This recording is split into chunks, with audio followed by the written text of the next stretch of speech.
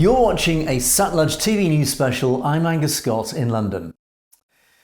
In today's report, we take a look at Kashmir as it prepares for the next G20 meeting to be hosted in Srinagar there in September.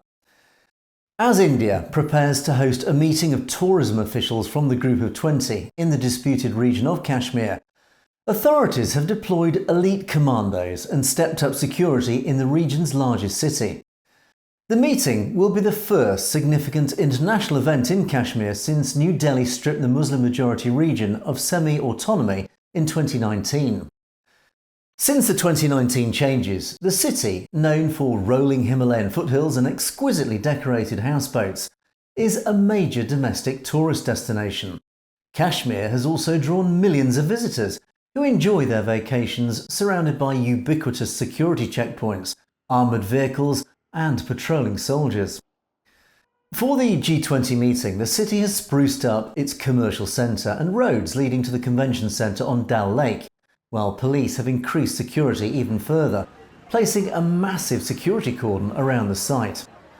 Gun-toting naval commandos in rubber boats mingle with tourists in canary yellow gondolas.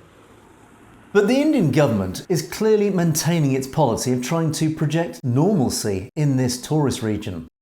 Pakistan, which controls a part of Kashmir, but, like India, claims the entire territory, has slammed New Delhi for holding the meeting in Srinagar. Speaking on the sidelines of a recent Shanghai Cooperation Organization meeting in India, Foreign Minister Bilawal Bhutto Zardari said the choice of location showed India's pettiness and was a show of arrogance to the world. However, India's Foreign Minister Subramanyam Jaishankar dismissed the Pakistani minister's comments as coming from a country that has nothing to do with the G20. The G20, made up of the world's largest economies, has a rolling presidency, with a different member state in charge of the group's agenda and priorities each year. India is steering the group in 2023. China also criticised India's plan to hold the meeting in Srinagar last year, while urging India and Pakistan to avoid unilateral moves that may complicate the situation. It's not clear if China will send representatives to the meeting. Last month, China skipped another G20 meeting held in the disputed region Ladakh, where Indian and Chinese soldiers are locked in a bitter military standoff high in the mountains, after 20 Indian and 4 Chinese soldiers were killed there in a hand-to-hand melee in 2020.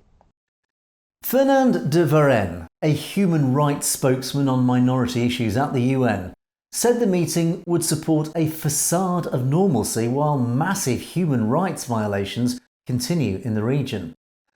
He further stated, "The government of India is seeking to normalise what some have described as a military occupation by instrumentalising a G20 meeting and portraying an international seal of approval."